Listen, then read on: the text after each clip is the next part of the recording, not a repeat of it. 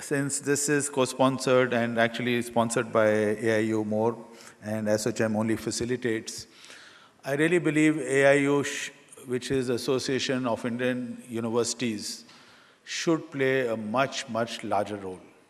Not just as a voice of government, which it most, I'm being very open about it, which it does a lot of times, but as an independent thinking body of all its members as to where we are going and how we should be going, and actually take critical positions on what should be done in the interest of the students.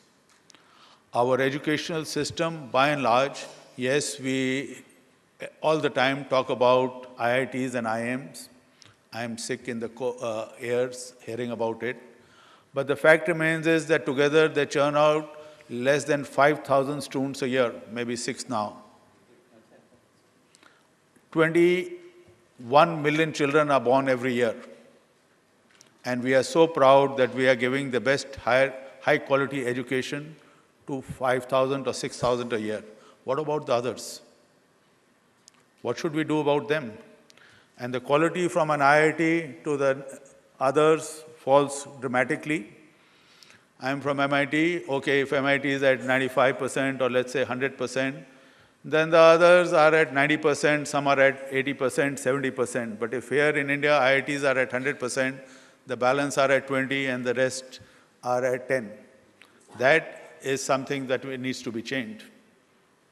AIU has to address that problem, has to address the quality of education in all the universities, and not only talk about this. Yes, we have the brightest, as Mr. Chauhan said, students in all the best universities in the world, you have Indian students. So the Indian students are very good, our universities are not. And that is again something we need to change. If there are 1 lakh students going to United States and all over the world for higher education quality, less than 500 students from America and Europe come to India for higher education. Why is that? Maybe something is wrong with our educational system. There is no inquiry, there is no innovation, it is still rote learning. And I just want to share with this crowd one little thing. In 1969, I did a physics honors from Delhi University, St. Stephen's, first class first, fortunately got admitted to MIT and for a bachelor's in engineering. So they said, please do come, you've done 3 years. And I was one of the first students who did that. Please bring your courseware, question, answers, everything. We'd like to study what you did and give you credit. The head of the department in physics over there spent 6 hours with me, thoroughly going through everything I did. After that, he said, and physics honors, Delhi University was the pride of the nation at that time. I think it still is to some extent. And he said to me after 6 hours, he says, Vinay, don't get me wrong, I will give you some credit for what you have done. But I just wanted to tell you that at MIT, we teach you physics, not history of physics. In one line, he trashed 3 years of my education and said, and I was obviously so shell-shocked, so I said, sir, what happened? Why? And he says, you know, if you were a historical student of science, you would certainly be interested in knowing how Joule derived his theorem, how Einstein did the earth path breaking, E is equal to mc square, how Chandrasekhar, because he was an Indian Nobel laureate, we always used to study how he derived his stellar physics theory.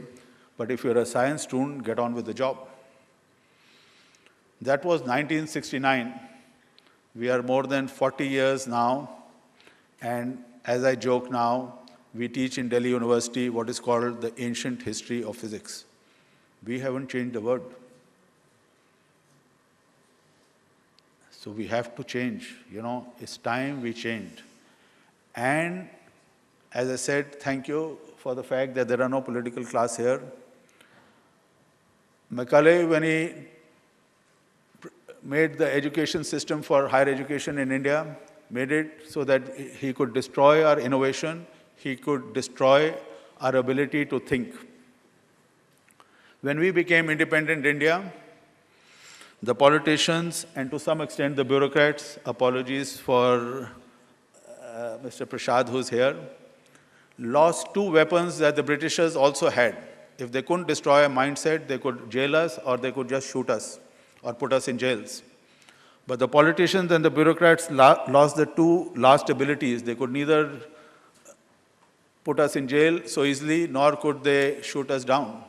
So they had to destroy our minds twice over so that they could continue to rule the slaves in this country. And this is what our education system is. So we have to fight it. We have to change, not because the government is going to change it or the politicians are going to change it, because we want a change. Please remember that this is a very premeditated thought process. The politicians are not non-intelligent. They're very intelligent people. They know how to rectify it. They're not going to do it so easily until there is public pressure. So please, on this forum, I'm a rebel. I'll be beaten up for what I've said today, but it doesn't matter. The fact is, we have to drive that change, and it will not come easily until the citizens wake up and say what we are being educated is trash. We really talk a lot about IIT, but the fact is, it's a selection system. Out of 21 million children, the IIT exam, you prepare for a year or two to even give the IIT entrance exam. More than 4 lakh people prepare for it, 3 lakh people sit for it, and you choose 3,500. What have you done? You have just chosen the best brains in the country. I was part of a Madhav Rao Scindia committee. He appointed me chairman on a committee to look at the working of IITs. I prepared a report in 3 months and submitted to him. Obviously, Madhav Rao said, Vinay, are you crazy? I'm not going to accept it. Because the first line said, we should thank the IITs a lot for what they've done for the country. They take students at 99.9 percentile, and thank God, after 4 years, they don't destroy them beyond 90%. And this is what we do. They're so bright. They are obviously going to do very well. They're the brightest of the bright brains in this country.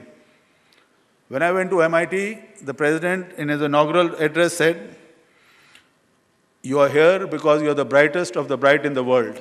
MIT, which even today spends $4 billion a year on research, more than the budget of UGC.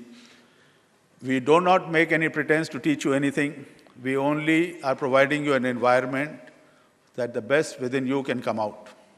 And yet, every IIT professor says, we made these great guys in Silicon Valley. I was responsible for them. That arrogance of the academics to say that we can actually create great human beings is already a very arrogant statement.